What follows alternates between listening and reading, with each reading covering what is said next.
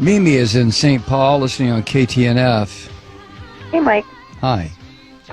Well, I'm confused. I want to talk about Israel. And so, can you even imagine any other country in the world allowing 530 rockets to fall before it took a step to defend itself?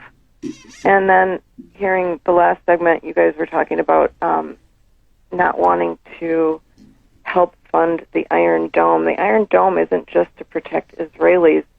It's also so that they don't have to fire back and cause casualties in these areas of the Gaza Strip where the population is so densely populated. I just don't know. Tell me what you think would be an acceptable. When are the Israelis supposed to defend themselves? How can they do that? Well, wait a second, Mimi. Let me just turn it around and ask you something. You are a family. You have lived in St. Paul, Minnesota, for your family and your antecedents for probably, let's say, 100 years. And all of a sudden, I show up on your doorstep, literally on your doorstep. And I say to you, Mimi, get out of this house. This is my house. Let me tell you why it's my house. It's my house because my religion says it's my house. Now get out. Now, I happen to be standing on your doorstep with a gun pointed at your head and at Wait, your... who are you? No. Hold on. No. I listened to you. You listened to me. I don't know which side you're talking for, but okay. All right, Mimi, I'm going to put you on hold so you can go ahead and interrupt if you want to. But I'm standing on your front porch, and I order you and your family out of your house. And I tell you that it's my house, not your house. And the reason it's my house and my block and my neighborhood is because my religious belief says it's mine. And you sit there and you say, well, no. What are you talking about? We've been here 100 years. I'm sorry. Get out, Mimi. So you leave. And the reason you leave is because you know if you don't, I'm going to blow up your house and probably blow up your family. So you leave and you move down the street.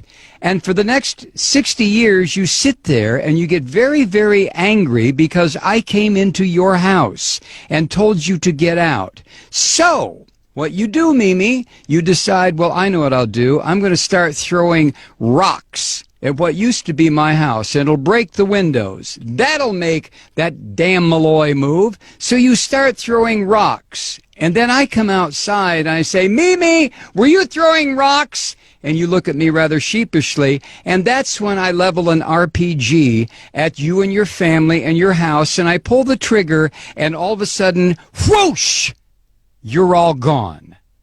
Now, which is the terrorist? You tell me. But tell me on another phone call, Mimi, because I'm not going to get involved in a big discussion about this. Thank you. Wow. When does Israel have a right to defend itself? Well, when do I have a right to defend myself? I came in and took Mimi's house. So if Mimi attacks me, who's going to say, well, Malloy, you have a right to defend yourself because Mimi's attacking you? And somebody else will say, yeah, but you took Mimi's house. Yeah, but, you know, possession is 9/10 of the law. Nah, possession is 99.9% of the law. And besides, God gave me this land. What the hell is Mimi doing on it? All I had to do was come here and remind her, Mimi, get out. God gave this land to me.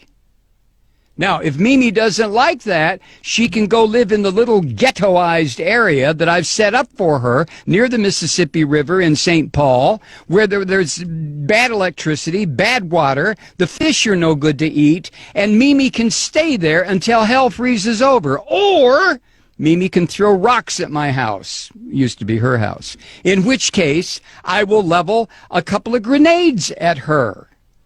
So the question, Mimi, is not, when do I have a right to defend myself? I stole your house. I stole your neighborhood. I stole your friend's house. I stole your friend's house. I stole the corner grocery store. I took it all. When do I have a right to defend myself? You have to be kidding. You have to be kidding. Let me recommend a book for you, Mimi. It was written by Rabbi Meir Kahana. The title is They Must Go. Read it and call me back.